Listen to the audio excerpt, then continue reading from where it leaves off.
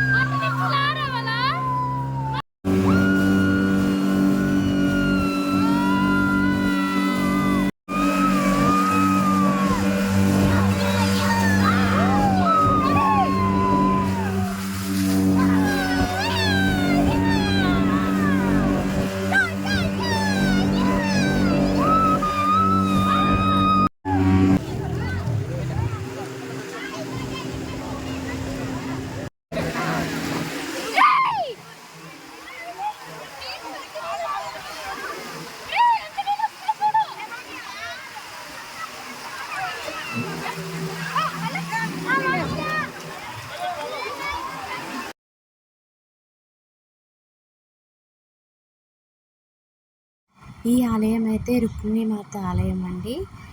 రుక్మిణీదేవి చివరి రోజుల్లో ఈ ఆలయంలో ఉండేవారట.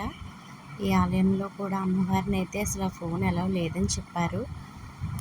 మేము దర్శనం బాగా జరిగింది. ఒక అరగంట అయితే వెయిట్ చేసామండి.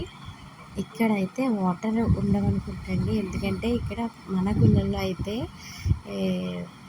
మనకి విరాళాలు తీసుకుంటారు, భోజనాలు కానీ వాటికని. కానీ ఇక్కడ మంచినీటి కోసం అయితే విరాళాలు తీసుకున్నారనమాట. మేమైతే మాకు తోచిందైతే ఒక 1000 రూపాయలు అయితే ఇచ్చామండి. అక్కడ వచ్చిన వాళ్ళందరికీ మంచినీటి దానం అయితే చేస్తారట. అక్కడ అదే చెప్పారు మాకు. మాకు ఒక గంట పట్టింది ఇక్కడ దర్శనం అవ్వడానికి. కూడా మాకు చూపించలేదు. అమ్మవారు మాత్రం తెల్లటి పాలరాతి అన్నమాట, చాలా బాగున్నారు. తర్వాత మేము గోమతి నది దగ్గరికి అయితే వెళ్ళామన్నమాట. చూసారా ఎంత గోమతి నది. ఇక్కడైతే చూసారు కదా, ఇక్కడ ముత్యాలు, ఇక్కడ స్నానం చేస్తే మంచిది అని అన్నారు. కానీ మేము 1 day ఉంటాం కాబట్టి మొత్తం అన్నీ అయితే చూడటం కోసం ఆ రోజు మేము నీళ్ళు అయితే చల్లుకున్నామండి. నదిలో వాటర్ అయితే చల్లుకున్నాం అంతే. నేను చల్లుకుని అందరికీ చల్లాను అనమాట. ఒక్కసారిగా వాటర్ అన్నీ పైకి వచ్చాయి.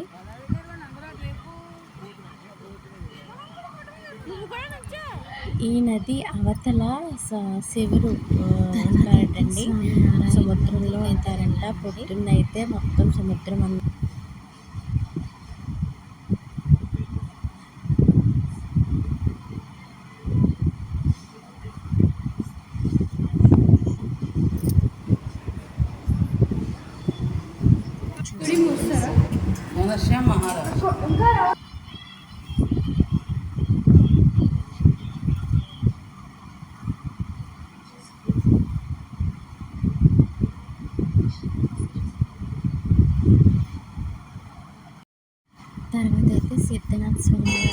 అయితే బాగా జరిగింది.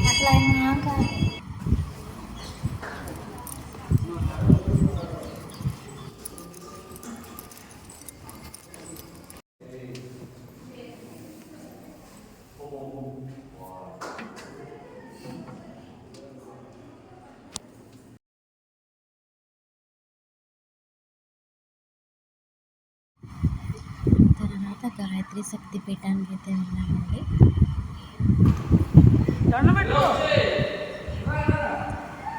ఆ చుట్టుపక్కల ఫొటోస్కి రీల్స్ చేసుకోవడానికి చాలా బాగుంటుంది అన్నమాట.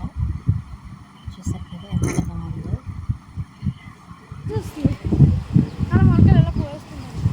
మీ నాన్న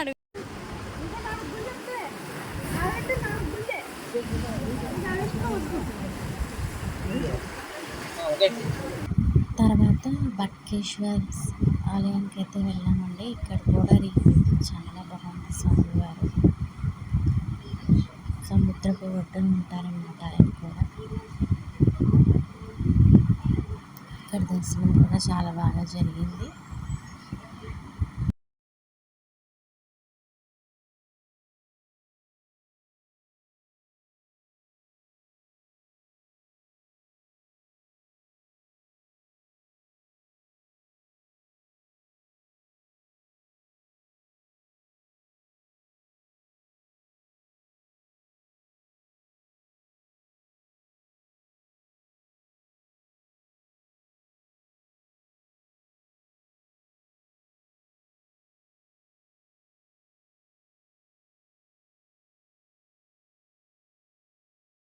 చూసారు కదా స్వామివారు, అమ్మవారు అయితే వెనకాల పైన ఉన్నారనమాట.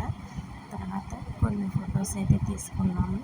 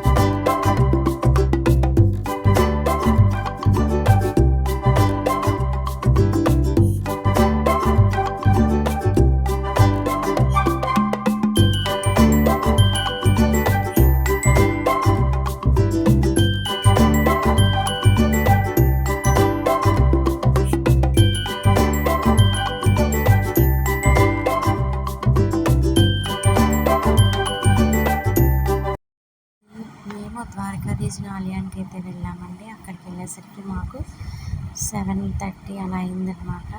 దర్శనం అంతా అయ్యేసరికి మేము 8:30కి బయటకు వచ్చాము. దర్శనం కూడా చాలా కష్టంగా జరిగింది. చాలామంది జనం ఉన్నారు. లోపలికి ఫోన్స్ అవి ఎలా ఉండేవంటే ఇలా బయటే తీసారండి. వచ్చాక అయితే చూసారు కదా ఆలయం బయట ఇలా ఉంటుంది అనమాట. చుట్టుపక్కలన్నీ ఇలా ఉంటాయి. ఫోన్స్ అవి ఏమైనా తీసుకెళ్తే లాగేసుకుంటున్నారండి. నేను లోపలికి వెళ్ళినప్పుడు ఒకళ్ళు అలాగే చేశారు. ఫోన్ అయితే పోలీసులు తీసేసుకున్నారనమాట.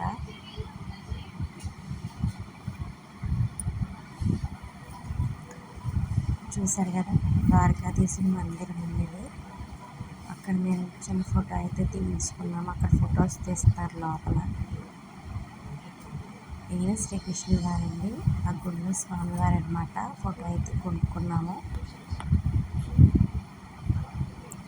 అయిపోయాక మరుసటి రోజు మార్నింగే ఇంకా బయలుదేరిపోయాము. ట్రైన్ ఎక్కేసాము, వచ్చేసాము ఇంటికి. ఓకే అండి, వీడియో నచ్చితే లైక్ చేయండి, షేర్ చేయండి, కామెంట్ చేయండి, సబ్స్క్రైబ్ చేయండి. ఓకే అండి, బాయ్.